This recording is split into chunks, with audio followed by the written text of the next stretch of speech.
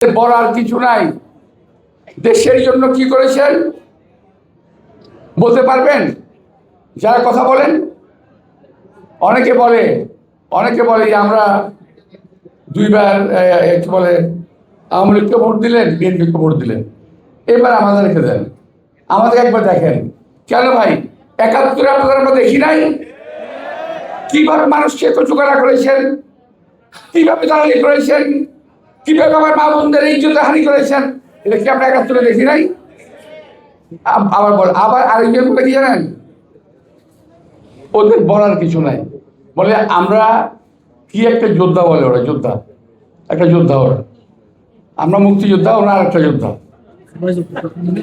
ভাই আমরা তো মুক্তিযুদ্ধকে দেশ স্বাধীন করেছি, তোমরা কি স্বাধীন করেছো?